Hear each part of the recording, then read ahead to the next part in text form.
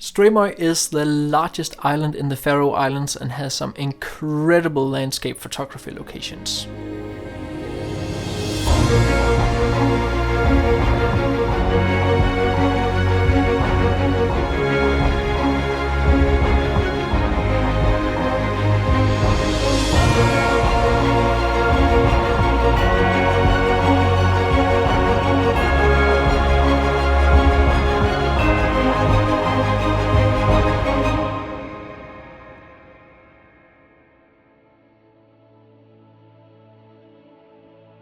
The first location on this list I found myself, or I have at least not seen anybody else photograph it. It's an old bridge located close to Tórshavn, which is the capital of the Faroe Islands.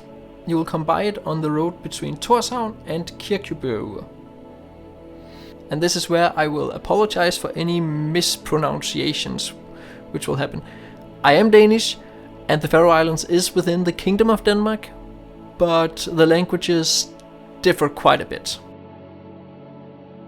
There's a small road from the main road where you can drive down, and since you'll probably have it all to yourself, there's also plenty of locations to park. It's a fairly small location, but there's a good amount of compositions to choose from along the side of the stream. Dependent on the amount of water, you will also be able to walk out into the waterfall in the streaming water.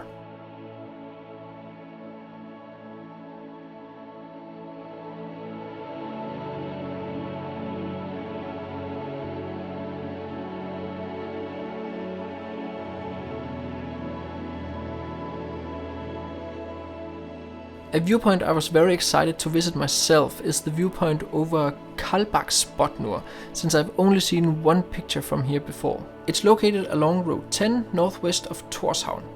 I find the lines along the cliffs leading down to the fjord very photogenic.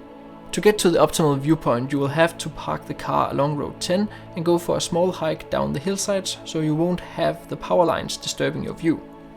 It's not too steep, but the wet moss was very slippery. I almost made a full split when I slipped in some moss on my way down. When you reach the end of the smaller plateau, we found a perfect little waterfall which could work as both a foreground and a leading line to create a good depth in the picture.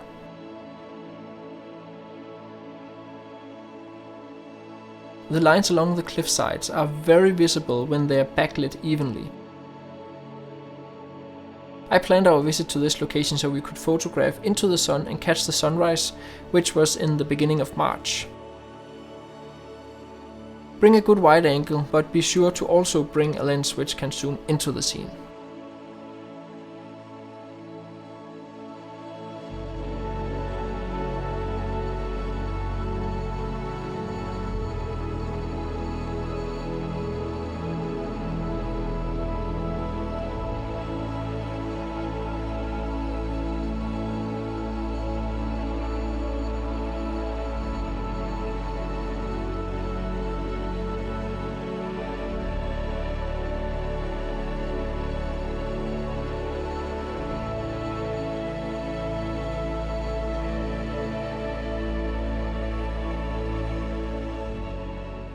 On the northwestern side of Streymoy, you will find the small settlement Saksun. In the photography community, Saksun is known for one small idyllic house, which is framed by the background cliffs and with the small fjord to make it stand out. The house is located on private ground and you are not allowed to just enter. If you ask very kindly, the owners might give you permission to enter, but they will probably also ask themselves why all these crazy photographers want the same picture. Saksun has so much more to offer than just that house. There are some beautiful historical buildings, waterfalls, an old church, and every time at low tide you can enter the small fjord and walk out between the cliffs to the beach at the sea.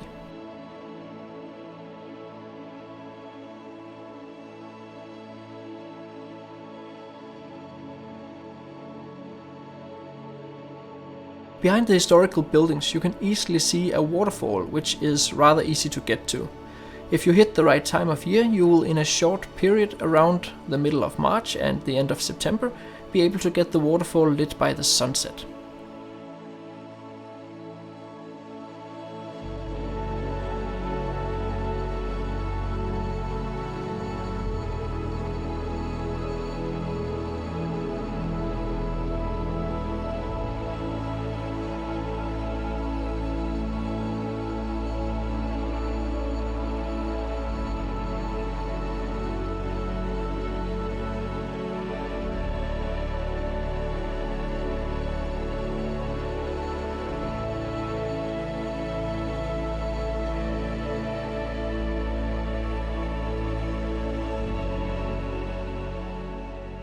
On the eastern side of Streymoy you will find the largest waterfall in the Faroe Islands, Fossá.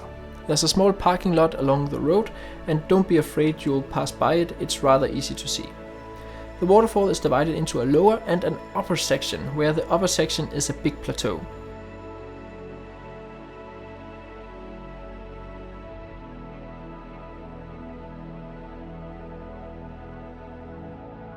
The amount of water in the waterfall differs a lot depending on the amount of rain and melting water from the mountains. Getting both upper and lower fall within the frame from the lower section is hard due to the perspective. If you want a strong image of the entire waterfall, you will have to cross the bridge at Norðskála and photograph it from the island Eysturoy.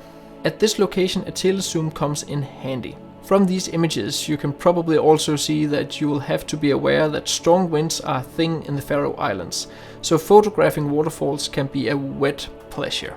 The lower section of the waterfall is beautiful and there's good opportunities to get some strong photographs. I found a strong foreground in an S-curve which bends and leads the eye through the picture and up to the waterfall. To get to the upper section of the waterfall, I found a small path south of the waterfall. It wasn't too hard to climb, but again be careful since it can be incredibly slippery. The upper falls is like a wall of water and very big. There's hundreds of compositions to be found, but remember a pair of tall Wellingtons or something you can enter the water with, it just gives much more freedom.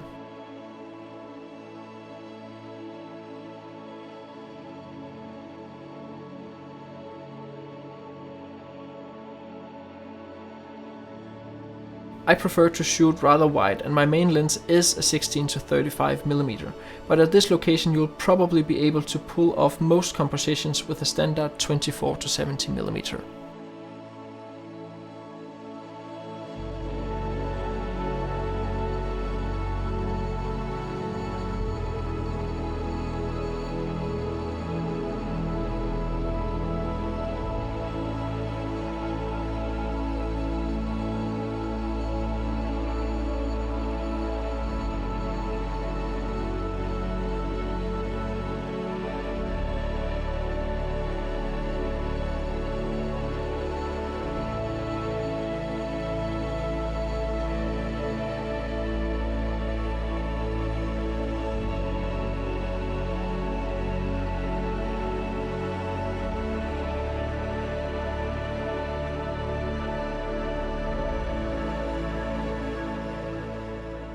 The last location in this video will be from the small town Tjørnuvík, which is the northernmost town of Streymoy.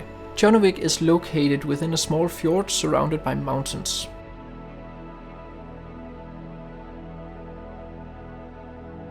From the beach of Tjørnuvík there's a view towards Eysturoy and the iconic cliffs Rising and Kellingen, which are 81 and 68 meters tall. I'll repeat that.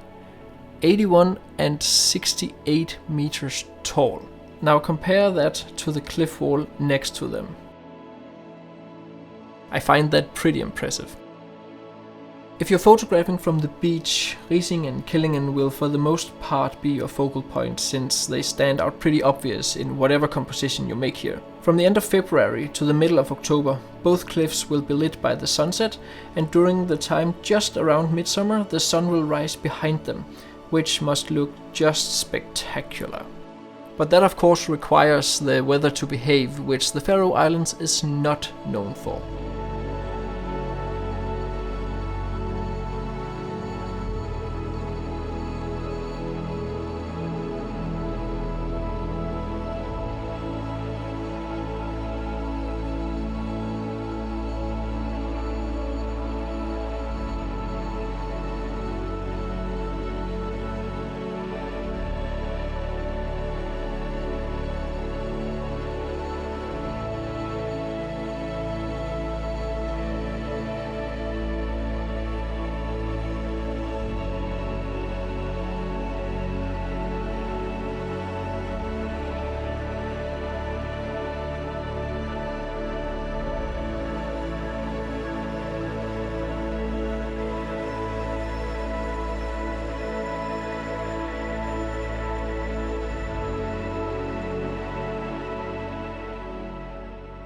Thanks so much for watching. I hope you enjoyed this video and found some inspiration for the Faroe Islands. I would highly appreciate a like, and if you want to follow on even more, you can subscribe to the channel.